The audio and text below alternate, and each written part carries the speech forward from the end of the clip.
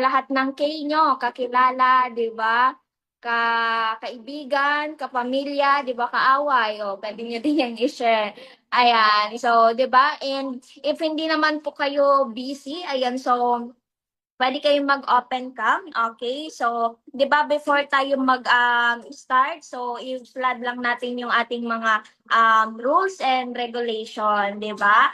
Ayan, so 'di ba ito yung mga rules natin syempre, 'di ba, para at least yung Zoom event natin mag-run siya ng smooth, 'di ba? So, 'di ba, number one, stay on mute, 'di ba? Para hindi natin ma-disturb yung ating speaker. Okay? To show respect na din. Okay? So again, sabi ko nga, if hindi naman kayo sobrang busy, pwede po kayong mag-open ng camera, di ba? Para makita natin yung mga nagagandahan at nagpopugian yung mukha. Okay? So, di ba? Ayan, so number 3, avoid distraction. Okay? Mas maganda, naka-earphone po kayo. At the same time, meron kayong millionaire's notebook kung saan nakakapag-take notes kayo para at least, di ba, malimutan nyo man yung training natin right now, meron kayong babalikan sa notebook nyo. Okay, and last but not the least, smile and enjoy. Okay, so yun naman po yung pinaka-importante, yung lagi tayong nakangiti and ina-enjoy lang natin yung ating training right now.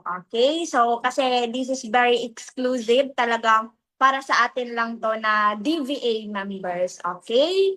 Okay, ayan. So, naintindihan naman po, patype naman po ako ng number 2. Ayan, kung nagets naman po ang ating Zoom rules. Ayan, tingnan ko nga kung mga nag-open cam na ang ating mga business partner. Ayan, so, ayan. Ayan, so sobrang dami nang nag-open cam. Ayan, so thank you so much, di ba, sa lahat ng mga nag-type. Okay, so I know for sure na sobrang excited na kayo na matuto at the same time, i-apply yung mga learnings na matututunan nyo today. So, hindi ko na patatagalin pa. So, etong speaker natin, he is former OFW, di ba? And of course, because of this opportunity, isa din sa mga Millionaires Club member. At the same time, kumikita ng 6 figures income and marami na din siyang na-create na Millionaires Club. So, hindi ko na patatagalin pa. Let's all welcome Mentor Jerwin Peralta.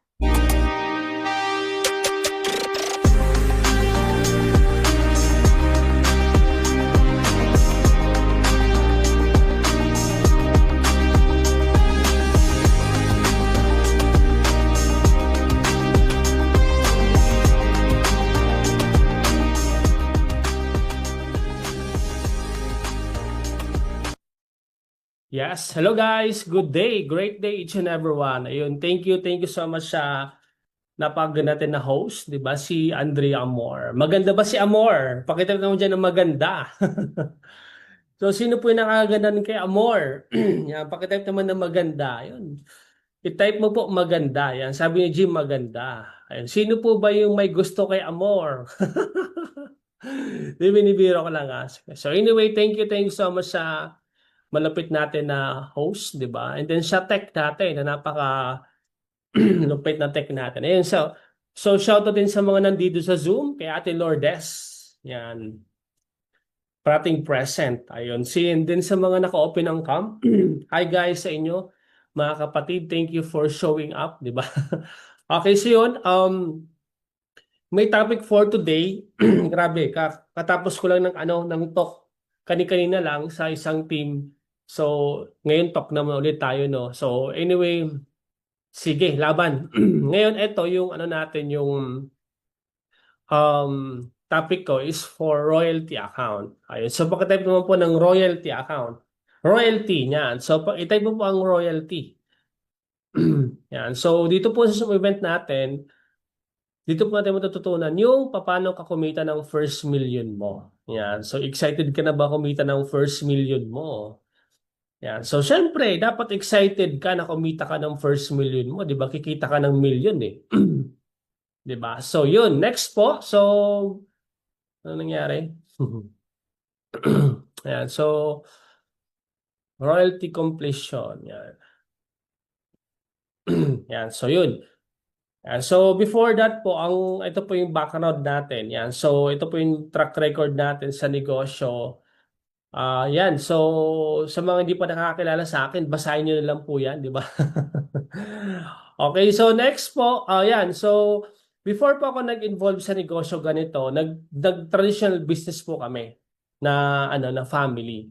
So, yung Pepsi distributor po, kami nag-deliver ng mga soft drinks dito sa Legazpi. So, yan po ang negosyo namin before. So, 1 year po, namunan po dyan si Papa ng 500,000. Yung 500,000 po na yun, pinangutang niya po sa pag-ibig niya kasi yung pang-retirement ni Papa.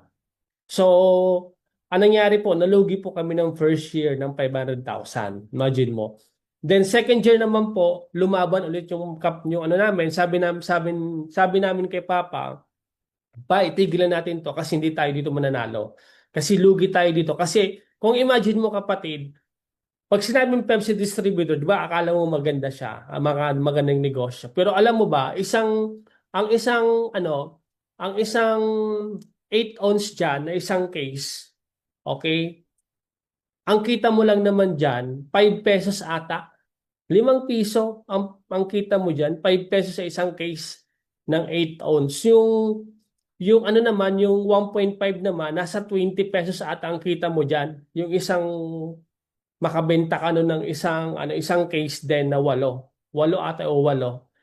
So mga 20 pesos ang kita mo. Ganun po ka sa pagiging Pepsi distributor. So sa madaling salita po, nalugi kami ng 1 million in just 2 years.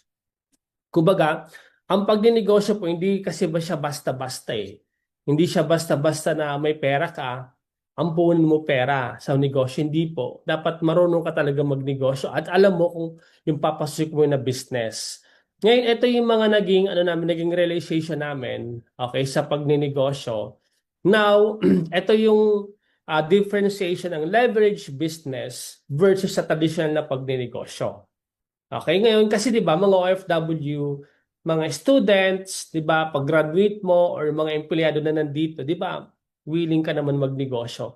Kasi alam mo, ang sa negosyo talaga ang magandang buhay, 'di ba? Wala naman kasi sa pagiging OFW. Ngayon, ano ba yung kaiba ng leverage business? Okay? Ang leverage business ay startup siya, mas mura compared sa traditional business. Kasi ang traditional business, malaki talaga yung ilalabas yung kapital. Sa dito naman sa negosyo natin, pwede ka mag-start ng maliliit. Yan. So, kumbaga mas mura ang leverage business. Expenses, okay, mas konti ang overhead expenses natin compare sa traditional. Kasi for example, laundry shop ka, magbabayad ka ng kurente, magrenta ka, 'di ba? Maglalabas ka ng malaking puhunan, magbabayad ka ng empleyado mo. Whereas sa atin, ang leverage business, 'di ba? Mag-advertisement ka lang, magpi-PMA ka lang. Mura lang talaga. Mas mura compare sa traditional na business, 'di ba? Ngayon, eto din, ang income naman, so source of income naman natin, ang leverage business naman, okay? May sales siya, tapos pag lumalaki ang team mo, mas lumalaki yung income mo. Sa traditional business naman, okay, profit lang sa product ang business, ang sales mo. Wala kang profit sa team. Kasi sa traditional kasi pag lumalaki ang team mo, lumalaki din ang expenses mo. Kailangan mo buwasan yung manpower mo kasi halos na pupunta doon yung income mo. Sa leverage business, baliktad. Pag lumalaki yung negosyo mo, doon ka mas kumikita ng malaki. Pag lumalaki pa lang manpower mo, mas doon ka kumikita ng malaki. 'Di ba? May sale ka na sa product, may sales ka pa sa team. Ganun po kaganda. Ang risk naman dito, pag leverage business naman, low risk. Sa traditional talaga, malaki. High risk talaga siya. So ngayon, ito din, ang leverage business, okay? Kumikita ka kahit ang team nagbebenta. 'Di ba? For example, kahit wala kang ginagawa, pwede kang kumita. Ang traditional naman na business, dapat nandun ka. 'Di ba? So kumikita ka kahit ang team ang gumagawa, ang nagbebenta. So ganoon naman kaganda ang leverage business. Ngayon, flexible naman siya. Bakit?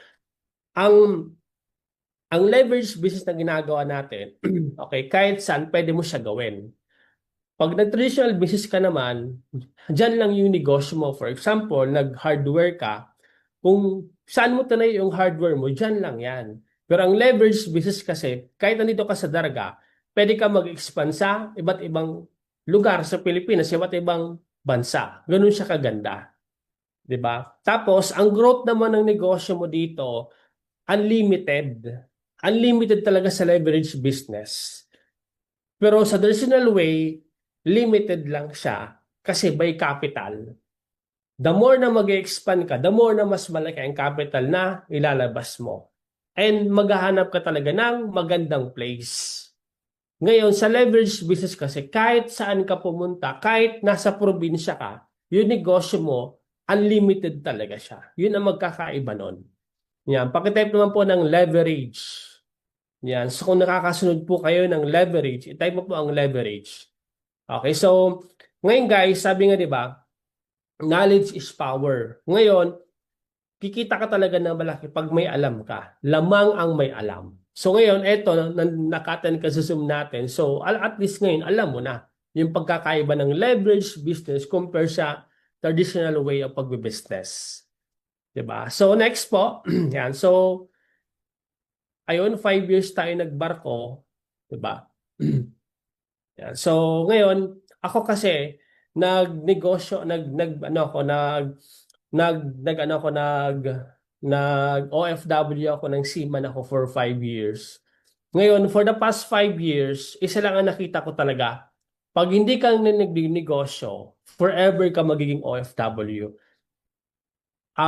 Kanina sinabi ko ano ko sa Zoom ko kanina, in-invite kasi ako. Sabi ko, bakit ko iniwan yung pagbabarko? Kasi marami akong kasama na mga 50 years old na, 65, nagtatrabaho pa rin sa barko. Sabi ko, ayoko dumating sa point ng ganon. Naging practical lang ako na sabi ko, bakit pa ako magtatrabaho sa abroad kung pwede lang naman na dito ako magtrabaho. Yung kinikita ko sa pag-abroad, kinikita ko dito. Di mag-abroad ako, magbakasyon. Di ba? So, yun po ang na-realize ko talaga. Ngayon, next slide ko dito, bakit business ang solusyon? Bakit ka magninegosyo? Kung ikaw ay estudyante, OFW, okay? Ano man trabaho mo ngayon, bakit ka magninegosyo? Okay? For a student, sa mga estudyante na nandito, bakit ka magninegosyo? Kasi hindi naman guarantee na pag, di ba, na ang trabaho mo after graduation, ang dami nag-graduate na mga nurse, engineers, di ba? Iba-ibang profession, di ba? Wala naman pag-graduate nila, wala naman na trabaho. Di ba? So, kidding, hindi ko po minamalit, pero ganun talaga. Unemployed sila. So, maraming unemployed, di ba? Minsan nga, yung tinapusan nila, di ba, civil engineer. Tapos, nag-apply ng call center, di ba? Nursing, nag-apply ng call center. Di ba? BSBA, business ad, nag-apply ng ng crew sa Jollibee. Di ba mga ganon? So, hindi talaga guarantee na pag-graduate mo, may trabaho ka. Kaya kailangan mo magnegosyo as early as of now. Ngayon, ang sweldo ng entry level hindi sapat. Ngayon, pinalad ka naman. Estudyante ka, pag-graduate mo, pinalad ka. Pero worst to worst, kapatid, kulang pa yung sahod mo, di ba? Sa pang-araw-araw mo. Minsan nandoon na, nakakautang ka tuloy, 'di ba? So, hindi pa talaga sasapat. Kaya mas better na habang nag-aaral ka pa lang, palaki mo na yung negosyo mo. Yan. So, nandito pa ba? May mga tao ba nandito? So, pakitype naman po na relate. Yan, kung nakaka-relate kayo, 'di ba? So, ano pa? Yan, kung may business ka habang bata ka pa, mas maaga mo makukuha ang financial freedom. Tama naman to eh. Kasi imagine mo, kung estudyante ka ngayon, dapat you are mature enough. Ngayon kasi hindi na uso yung pagandaan ng track record mo sa school, di ba? Pagandaan ng trabaho, yung mga iba nga, mas maraming ang undergrads eh. Mas maraming ang mga dropout na estudyante na mas kumikita ng malalaki kaysa sa mga. If you can Google, di ba? Google mo, top 1 to 10, hindi sila nakapag-graduate. Almost lahat ng mga billionaires, millionaires, hindi nag-graduate. So, hindi ko sinasabi na huwag ka na pumasok, di ba? Gabi na ngayon, bukas ka na pumasok. So, lesson dito, start young, di ba? Para hindi ka agad maipit sa job hunting trap. Or yung sinasabi natin na rat cycle. Yun. So, sa mga estudyante dapat na ano mo to, na absorb mo to. Di ba? Sa mga empleyado naman na nandito, okay, fix ang sweldo mo. For example, may ano ka ngayon, may trabaho ka ngayon, kung hanggang 10,000 ka lang, hanggang 10,000 ka lang. Pero yung gastos mo, hindi naman fix. 'Di ba? Yung yung kuryente, 'di ba? Yung tubig, yung pamasahe, yung mga grocery, tumataas 'yun. Pero yung sweldo mo hanggang doon lang, 'di ba? Parang kung sa soft drinks, sakto lang, 'di ba? Minsan nga kulang pa, 'di ba? Ganoon naman empleyado eh. So I'm not against employment. Siyempre, ikaw naman 'di ba? Empleyado ka, may mga nag-umaasa sa iyo. Kailangan mong maghanap ng source of income. Yan, umaasa sa bakit kailangan mo mag-business? Ang empleyado umaasa sa promotion, pero 'di ba hindi naman madalas lahat na approve, hindi naman lahat na rank up. Minsan 'di ba? Kadalasan sa empleyado is not what you know, it's who you know. Dapat may kakilala ka para ma-rank up ka eh.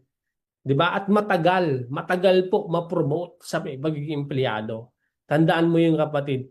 Ngayon kung may side hustle ka, siyempre kumbaga kidding aside. Kung may side hustle ka, mas madadagdagan yung income mo, 'di ba? Pwede ito yung maging exit plan mo para hindi ka maging forever na empleyado.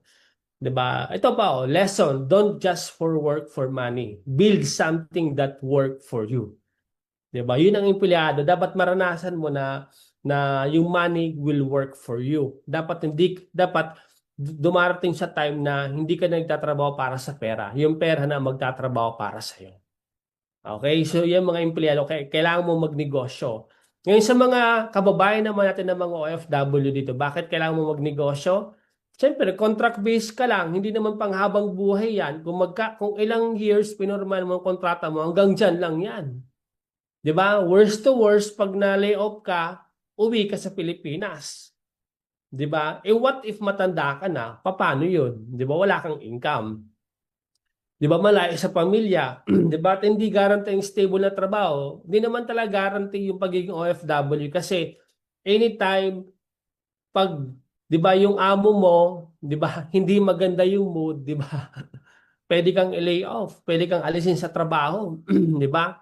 So, ang point natin dito, hindi mo talaga siya control yung pagiging OFW mo. Yan. So, business is the only way na pwede mong gawin tulay para makauwi ka sa Pilipinas at may income ka pa rin. Yan. So, don't just force. Ito, maganda to. Don't just sacrifice abroad. Build something na magbibigay sa iyo ng permanent na freedom. Sobrang ganda ng message niya. 'Di ba? So, kumbaga, work smart, not hard. Yung mga OFW, babae namin ng mga OFW dito, hindi na ngayon paanuhan eh. Oo, masipag ka, oo, hardworking ka, pero kailangan mo maging mautak din. 'Di ba? Kailangan mo din maging matalino din. Gamitin mo din yung yung talino mo, 'di ba? Hindi lang puro trabaho ng trabaho. Alright? So, yun. Then, alam mo kailangan mong gawin. Okay? Alam mo kailangan mong gawin para mag-succeed ka dito sa negosyo natin. Alisin mo yung takot mo at duda mo. Yan kasi ang pumipigil sa iyo sa success na kailangan mo eh. Kasi 'di ba? Kami guys dito sa negosyo, okay? Nag-start din naman kami sa walang-wala eh. Nag-start din naman kami katulad mo na may takot din, may duda din. Pero anong meron lang kami kapatid? Sinubukan lang naman talaga namin, di ba? Dinulo namin, nag-start na kami, nag-join na kami, ginawa namin yung part namin. Kasi nandito ka lang naman, bakit hindi mo paggawin yung pinaka-best mo para umasenso ka? Di ba? Ngayon, bakit leveraging business ang best business? Yun nga, low capital. Hindi mo kailangan ng milyon para magpatayo ng negosyo. 'Di ba? Portable na business kahit saan pwede mo siya gawin. Leverage and time freedom, 'di ba? At kagandahan dito kasi may team na mag-guide sa iyo. 'Yun ang pinaka the best. Bakit ka magnenegosyo? Okay? At the same time, maliit lang talagang overhead expenses kasi kung imagine mo kung magtatayo ka ng hardware, ang daming empleyado, tubig, kuryente, renta, yung mga produkto mo pa, 'di ba, yung mga transportation ng mga products mo from Manila to saan na lugar papunta sa shop mo, papunta sa hardware mo, ang daming kang gagawin. 'Di ba? Tindahan mo, ano pa, laundry shop, franchising, malaki ang puhunan ilalabas mo doon. Then, bakit ka magnenegosyo sa mga OFW? This is your exit plan. Ito yung pinaka-solution mo, 'di ba? Para makapag-for good ka sa Pilipinas na continue yung income mo. Okay? So, ngayon, ito pinaka-the best na ano, business is not just for money. Hindi lang para sa talaga sa pera, kapatid. It's for freedom. It's for family. Sabi nga, do this for your family. Ngayon, ang point namin dito, bakit ka magninegosyo? Bakit ka susugal ngayon? 'Di ba? Kasi alam mo, sumugal ka na sa pag-abroad. Ngayon, on this time around, sugalan mo din naman yung sarili mo. 'Di ba? Parang kami din, sumugal din naman kami sa negosyo na ganito. Okay? So pakita naman diyan ng ano ng family. Yan, i-type mo yung family. Bakit mo gagawin 'to? Bakit ka magninegosyo? Is because for your family, 'di ba? Huwag mong hayaan na tumatanda sila sa picture, hindi mo sila nakakasama. One of the best thing na sa negosyo natin is yung time freedom eh. Ito yung ibibigay sa inyo ng negosyo natin. Maraming maraming oras sa family mo. 'Di ba? So ngayon, ang project po namin sa mga nandito, especially sa mga OFW po, is kumita ka po ng 1 million savings. Ito po yung project namin sa inyo. Project 1 million savings. Siyempre, magninegosyo tayo, normal po na may puhunan. Ang puhunan po dito, 50,000, 125, 205, and 395,000 for the royalty account. So, depende po sa iyo. Okay, kung ano yung startup mo dyan. So, ngayon, siyempre, bakit may lalabas na pera, Jerwin? Normal, kasi magninegosyo tayo, hindi naman tayo dito maglalaro, hindi naman tayo dito magkukwentuhan lang. 'Di ba? Ngayon, ito yung mga packages niya. Okay, yan naman yung mga packages niya sa negosyo natin. Ito naman yung sa royalty account natin na package. Then yung mga benefits niya. Okay, ngayon, fast forward ko lang, ang pinaka-goal talaga natin is earn 1 million. So, pwede mo ba i-type dyan ng 1 million? Gusto ko i-type mo dyan 1 million. Baka kasi hindi mo pa naiintindihan eh. Baka kasi you are seeing this opportunity at a small time. No, this is a big time business, kapatid. Big time to. 1 million ang pinag-uusapan natin dito. Hindi to barya. 1 million is 1 million pa rin. Malaki ang pera ng 1 million. Okay? Ito yung goal namin sa'yo. Kumita ka ng 1 million. 1 million. Ulitin ko sa'yo, 1 million. Yan ang pinaka-goal namin sa'yo. Kumita ka ng 1 million para kung pag-retire mo, ito yung pwede mong gawin. Ito yung pwede mong gamitin pag-retire mo. Hindi mo na kaya magtrabaho, at least meron kang paghuhugutan ng pera. Diba? Kasi pag nag-retire ka, hindi naman tigil gastusin eh, di ba? Hindi naman titigil yung gastusin mo, continue yung gastos mo. So, ito yung backup plan mo. Okay? Ngayon, ito yung pinakamataas na package natin, royalty account. So, ito dapat yung iko-kompleto mo na royalty account. Ngayon, Jerwin. Jerwin, di ba? Ngayon, pwede mo sabihin, Jerwin, ang laki naman ng 395,000. Yes po, malaki talaga siya pag gastos. Pero pag negosyo, maliit lang ang 395,000, kapatid, pag magninegosyo ka. Kasi ang malalaking negosyo, imagine mo ang pinag-uusapan po natin dito, earn 1 million. Usapan po natin dito, kumita ka ng million. Ngayon, magkano ang puhunan na ilalabas mo para kumita ka ng million? Di ba, syempre, million din. Para kumita ka ng 1 million. Pero sa negosyo natin, hindi ka na maglalabas ng million eh. 395,000 lang. One time lang. Isang beses mo lang siya gagawin. And lifetime po ang business mo. So, ganun po siya kaganda. Ngayon, ito po yung packages niya. 1 million, one time, lifetime lang. Magkakaroon ka pong 54 business accounts. online account, customer service, and meron ka pa po na 1 million na personal accident insurance. At the same time, magkakaroon ka po ng 100,000 agad na first income. Ibig sabihin, pag kumuha ka po ng royalty package natin, pag kinumpleto mo yung royalty package natin, may income ka po agad ng 100,000. Tapos ito pa maganda. Magkakaroon ka po ng 57 available coverage na tiga half million na insurance para sa pamilya mo. Ibig sabihin, covered po yung family mo dito sa Pilipinas ng tigpa 500,000. At ang available po dyan is 57 na tao ang pwede natin makover. So imagine mo rin may negosyo ka na, insured ka pa, protektado pa yung family mo. Di ba may panghanap buhay ka pa? So saan ka pa? Di ba? Pakitype naman po dyan ng royalty. Yan, i-type mo po yung royalty account kasi yan po talaga yung yung kikita ka ng malaki, yung royalty account. Yan. So royalty, yan, royalty. Yan. So tandaan mo, yan royalty account, kapatid. Ngayon, kami pong dalawang mga kapatid, si Mentor Jessica. Shoutout po kay Mentor Jessica. Yan, so dito po ba siya? Sa pinakamagandang kong kapatid, di ba? Pinakamagandang mentor namin yan, di ba? So ngayon, kami dalawa po na magkapatid, we paid the 395,000. Nagbayad din po kami ng 395,000. Hindi po kami yan exempted. Okay? Wala pong exempted dito. Kasi mamumuhunan ka talaga kasi negosyo to.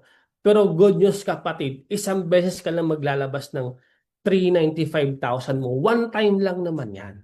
Isang beses lang. Ngayon, ano ba yung nakuha namin ng magkapatid? Ito po, SUV and pickup. So, nakabili po kami ng SUV ng magkapatid. At the same time, imagine mo po, magkano lang naman nilabas namin ng pera. Magkano yung pickup ko? Nasa 1.5. Kay Mentor Jessica po, nasa 1.8 ata itong Montero Sports niya. Imagine mo po, magkano yung banilik sa amin? Magkano yung nilabas namin? Isang beses lang naman yun. Diba? Ngayon, ito pa po. Yan, so, na-experience po namin ng magkapatid na kumita ng, imagine mo, 3 months lang yan. Combined income, nasa 1.3 million. So, imagine mo kapatid pinag-uusapan natin kanina kung earn 1 million. Magkano ang puhunan? 395,000 lang. Ito, Peralta siblings kumita ng 1.3 million. So, posibleng-posible talaga siya na kumita ng malaki. Hindi siya imposible. Posible talaga siya. Yan, 3 months yan.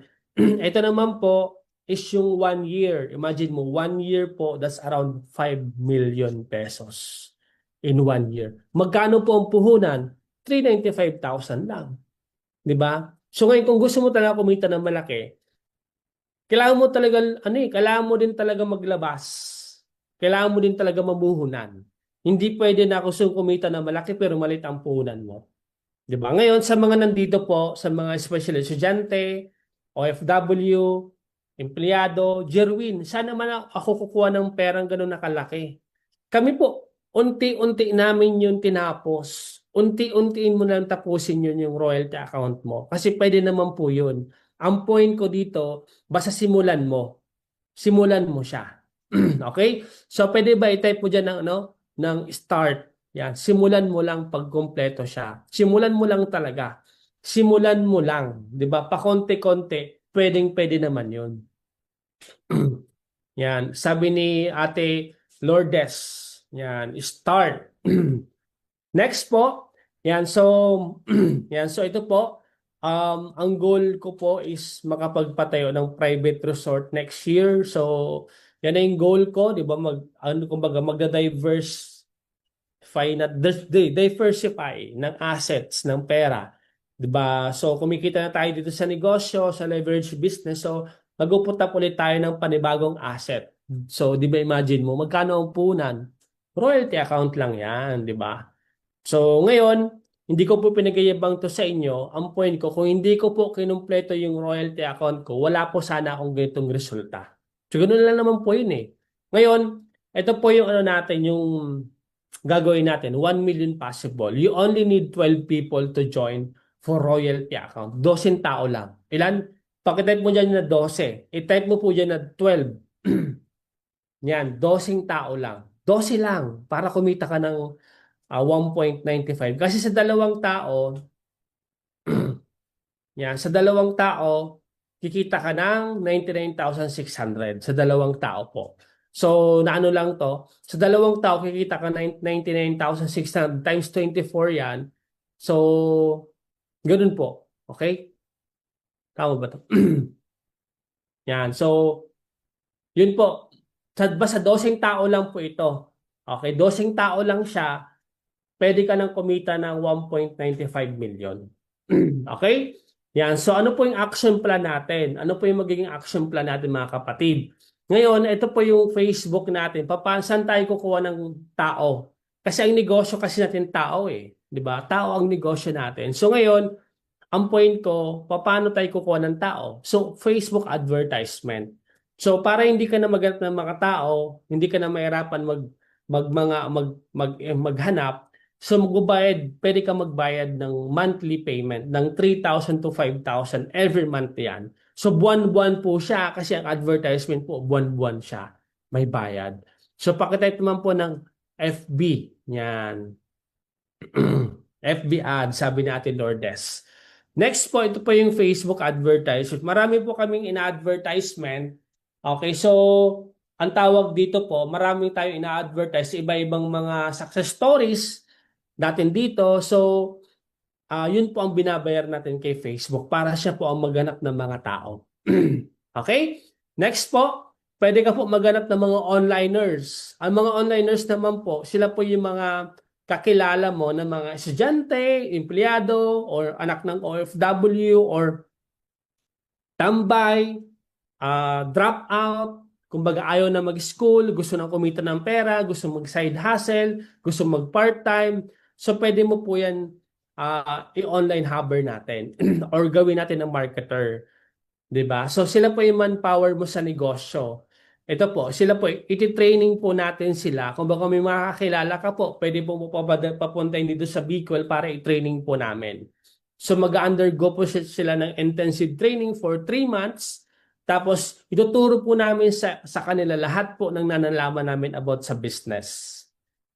Yan. So pakitype naman po ng onliners. Yan. So i-type mo po dyan onliners. Yan. Onliners. Okay? Next po. Ito pa yung mga result nila as of now, 'di ba? Imagine mo kumikita na din kahit papaano mga estudyante po, anak ng OFW 'yan, 'di ba? So nag-decide po sila na na mas mas unahin po na kumita na ng pera. Alam mo ba kapatid, kaya kung yung mga tao po na nandito, huwag ka pong mahiya na i-share po ito sa mga kapatid mo, kamag-anak mo, relatives mo, kakilala mo. Kahit may trabaho naman sila, kulang pa rin naman 'yan eh. Kahit naman kasi nag-aaral sila ngayon, 'di ba pag graduate nila, anong gagawin nila? Maghanap pa rin ng trabaho, maghanap ng pagkakakitaan. What if ngayon pa lang i-share mo na ito sa kanya, i-push mo na ito sa kanya na gawin to para at the same time kumikita na sila ng malaki. 'Di ba? Depende kasi sa purpose 'yan eh. Depende yan sa purpose mo kung ano yung gusto mong kung ano yung purpose mo, bakit mo to sinishare sa kanya. Ang purpose mo noon maganda eh. Ang purpose mo naman pakitain sila. 'Di ba? So next po, yan. So ito naman po si Mentor Jilin Alagase. Dati po siyang OFW sa Saudi Arabia. So kumita na po siya ng 2.1 million. Dating OFW. Ano po ito? Nag-training center po ito dito sa Bicol. Isa po ito sa mga na-training natin dito. Ito na po si Selena Pajares, former OFW din po ito. Yan, so dating empleyado po siya, ngayon po nasa 2.1 na din po ang income niya. Dahil po, syempre sa royalty account, ito po yung mga naka-royalty account po ito ha. Ito naman po si paring Jomar, yan, nandito pa si Jomar Magsayo, dating OFW sa bansang Qatar na security guard po siya. Ayun, so right now po, nasa 1.1 na din po ang kinita niya sa negosyo natin. Dahil po sa royalty account. Ito naman po si Sammy Dizon, anak po ito ng OFW, dating estudyante. Right now po, di ba, nasa 1.1M na din po. Meron po siyang sariling apartment, meron din po siyang sariling, setup ng laptop, di ba, ng ng gaming setup. Yan. So, recently po, kakabili niya lang ng bike. So, next upgrade niya po is naman po, sasakyan naman po ang bibili nito, di ba? So, yan po yung mga na training namin sa negosyo dito. Imagine mo, Ito naman po si Domingo Astillero. Yan. Si Domingo naman po, yan, so dati naman po siyang teacher. Yan. So maganda po nito kasi nasa 1.3 na din po yung kinita ni Mentor Domingo. Yan. So ito naman po si Irene Madrona, dati din po teacher, 'di ba? Nasa 1.2 na din ang kinita niya, 'di ba? Right now po, 'di ba, na mayroon ng time freedom dahil sa business natin. Ito po yung mga nagkumpleto ng mga royalty account natin.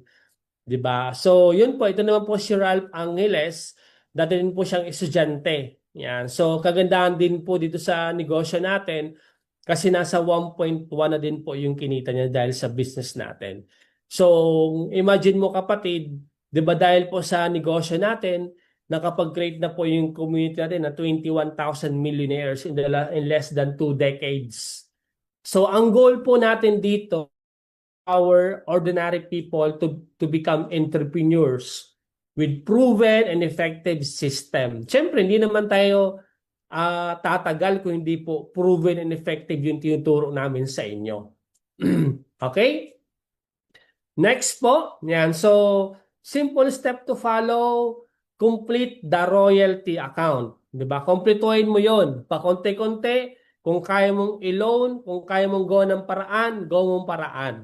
Pero kung hindi, pakonti-konti mo. Pero kung ako sa'yo kapatid, ako kasi nag-utang talaga ako para makompleto ko yung royalty account. So, ako yon.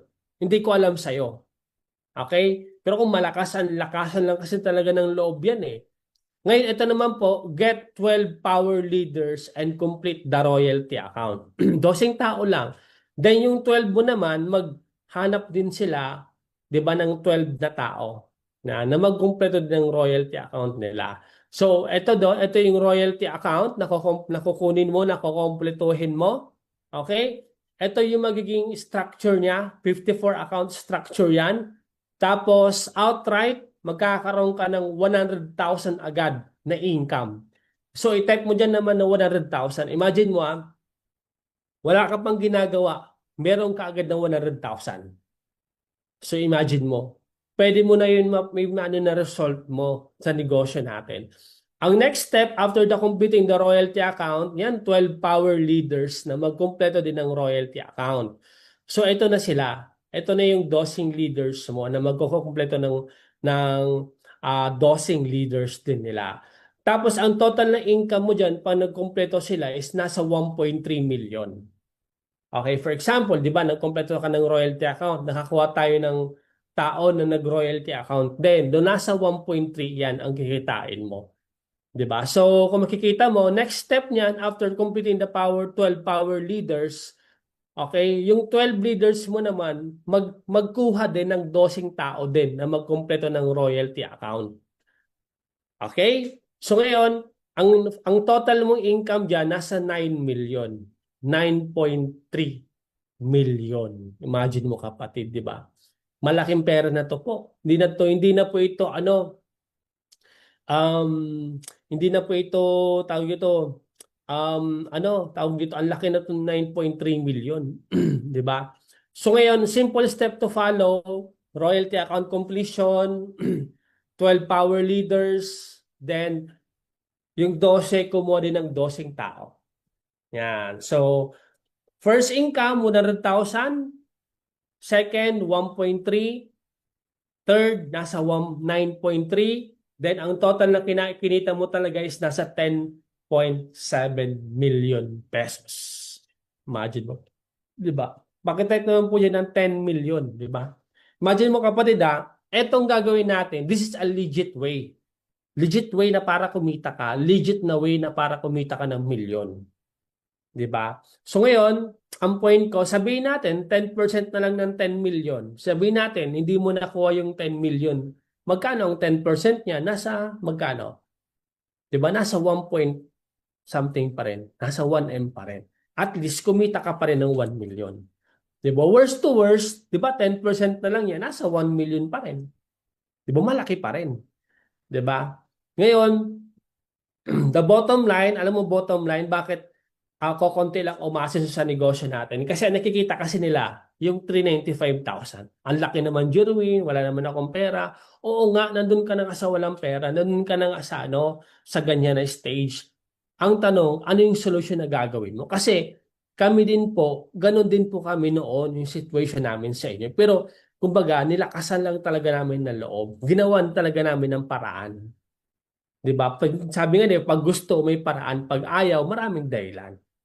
'Di ba? Ngayon, ang tingnan mo kasi, kapatid, ang tingnan mo yung 10 million na kikitain mo. Hindi yung yun na ilalabas mo na pera. Ano lang yun, kakarampot lang yun sa kikitain mo dito sa negosyo natin. Sobrang liit lang nun.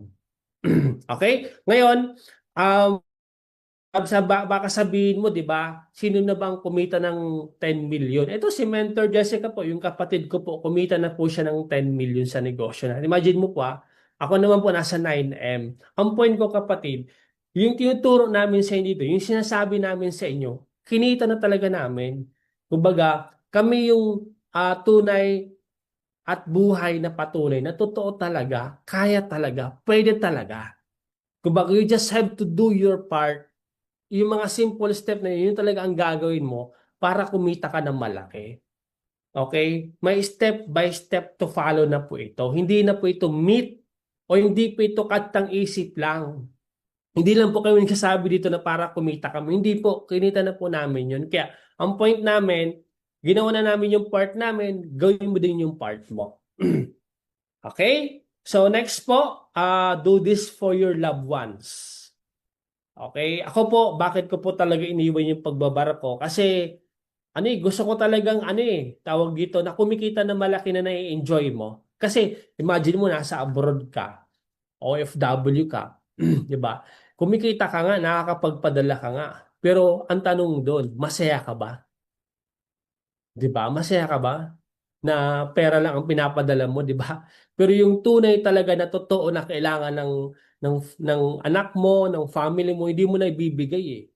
Kaya ikaw naman empleyado ngayon, hanggang kailan ka magtitiis na sa sahod mo ng konti? Gawin mo to na para maibigay mo, makapag-provide ka na mas magandang, future, komportableng buhay sa family mo. Ikaw naman estudyante ngayon, kailan ka magsiseryoso? Kailan ka magbi-business pag may anak ka na? Pag matanda ka na?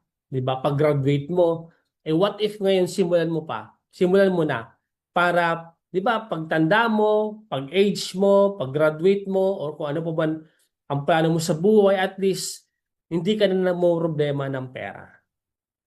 'Di ba? So pakitype naman diyan ang loved ones. So bakit ka magkukumpleto ng royalty account? Bakit ka magninegosyo? Is because for your loved ones. Sabi nga, 'di ba? Yung goal natin dito, yung pera kasi given eh. Our goal is magkaroon ng maraming oras para sa loved ones natin. Kasi yun ang hindi mababayaran ng pera. That's priceless. Ika nga, di ba? So, with that, my last message mga kapatid sa inyo, with God, all things are possible. Di ba? So, pwede mo sabihin sa akin, Jerin, parang imposible kumita ng 9 million, 10 million, imposible kung maabot yung royalty account na ganun, na kapuhunan. Alam mo kapatid, magtiwala ka sa Panginoon. Believe in your dreams and believe in God kasi may plano siya, 'di ba? Kasi yung problema mo or yung sitwasyon mo ngayon, okay, kaya niyang bigyan ng solusyon 'yan. 'Di ba? At long as magtiwala ka lang kasi all things are possible. With God, 'di ba? All things are possible. Para sa iyo, 'di ba? Imposible. Sa iyo 'yon. Pero pag yung nasa taas ang gumalaw, lahat 'yan posible. Okay? So with that, thank you so much mga kapatid, and syempre with God to be the glory. So back to you sa napakaganda natin na host. Back to you, Coach Andrea. Yes, thank you so much po, Mentor, 'di ba, sa napakagandang explanation, paano nga ba mas kumita ng malaki dito sa ating DBA, 'di ba? Community, at the same time ano yung kagandahan kapag nakapag-royalty account ka, 'di ba? Yung future na naghihintay sa once na talaga nag-push through ka dito sa ating business at talagang ginawa mo yung part mo, nag-effort ka, talagang naglaan ka ng time and effort dito sa negosyo natin. Talagang kung ano yung mga nakuha nila Mentor Jess, Mentor Jerwin, definitely yun din yung makukuha natin. Okay, so once again, thank you so much and congratulations sa lahat ng mga nandito right now sa loob ng ating Zoom event sa ating 20,000 participant. Okay, so balikan niyo po yung mga taong nakapag-introduce ng link ng Zoom event natin right now kasi bukod sa ating event right now, meron pa po kaming mga good newses. And di ba, congratulations in advance sa ating mga new business partner na kakasimula lang today. Okay, so thank you so much and yun, keep updating sa ating mga GC, di ba, para updated po kayo sa ating mga Zoom event at wala kayong miss. Okay, so with